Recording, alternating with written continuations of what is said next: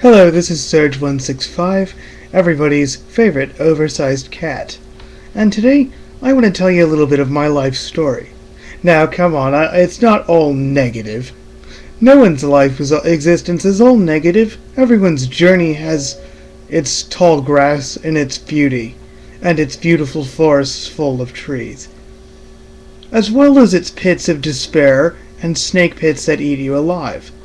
Life is like that. It does throw you a few curveballs, and curveballs from life are pretty damned interesting. I was born premature, 4 months premature in Chile, near Santiago in Talcahuano district. I was adopted by two very loving Christian parents. After missionaries came over and kind of met me, from what I hear. I was whisked away to America, and I ended up missing a winter. Oh, I'm such a cheater. I grew up in Missouri from about the age of 1 to the age of 3, and then I moved down to Minnesota, where I currently live. So my family is basically Minnesotan to the death, because my mom and dad are Missourian, but we've been in Minnesota so long that we're Minnesotan now. So we're Minnesotan to the death. And then I was diagnosed with autism at a very early age. At about the age of 18 months, they knew something was wrong with me, as they so like to put it. And then at the age of 3, I was officially diagnosed by a lady named Sheila Mercer, who is a famous autism specialist. We'll debate the way I feel about that term later. Then I was whisked away to Willow Street Hospital, which was a very surreal and dreamy place. I don't recall much about it. My parents only said I was only there for a week. I thought it was much longer than that, but I made some really good friends, and one of the people that I met actually is still down in Minnesota. And after that, after the supposed week was over, a couple of days afterward, on March 9th, 1991, I went away to Duluth for about a 10-year stint, and that 10-year stint pretty much made me who I am now. I was brought up by a staff of about maybe 8, and half of which actually liked working there and actually liked us. The other half saw it as merely a job and us as merely objects. And so you can guess where I'm going to go with that. They love to claim to be Christian and believe in God, and I believe most of them, which was a big mistake. Because they believed in God up to the point where it came to talking to me. And, apparently somewhere in the Bible it talks about accepting invalids and whatever, how Jesus accepted the invalids. Well, they sure as hell didn't accept who they considered invalid. They called us undesirables, they threw us downstairs, they beat us up, they did whatever the hell they felt like doing to us. And they claimed it was because we were having bad behavior. No, I think it was more we were thinking for ourselves and they didn't like it, so they got upset about it. A lot of the big milestones in my life was when I actually learned how to read. I mean, I was reading on my own, a little bit, but when I actually learned in school how to read, and I learned how to write, that basically pretty much sealed their fate. Because as you well know, many of you well know, a bunch of stories started coming out of me like crazy, due to triggerings of synesthesia caused by listening to classical music. And that's why I like classical music to this day. It not only relaxes me, but it triggers synesthesia, which is really cool and trippy.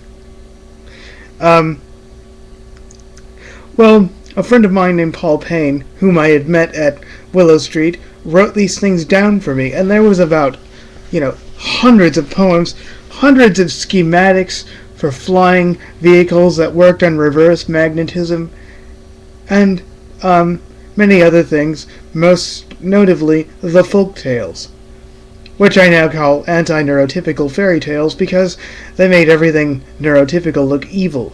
Because at that time, and even now, that I still live in a group home, not the same one, but even now I'm still having the normal way of life shoved down my throat, and I don't feel real good about that.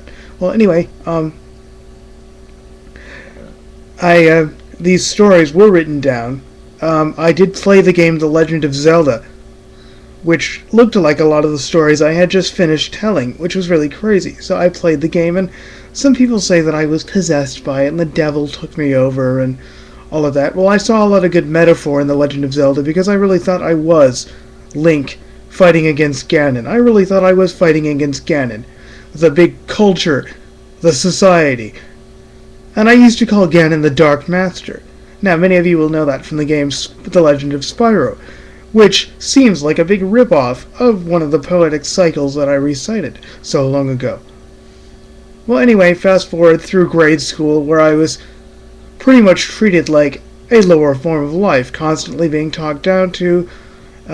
I did have friends, though. I made a lot of friends for some ungodly reason. People liked me, and people claim now that it's charming, but apart from my friends on YouTube and the internet, I don't really believe many people face to face. So, nice try. I made lots of good friends, and I'm actually going up to Duluth at some point to meet up with a lot of them and, reminisce about times of old when staff were enemies and the 9 planets were my best friends.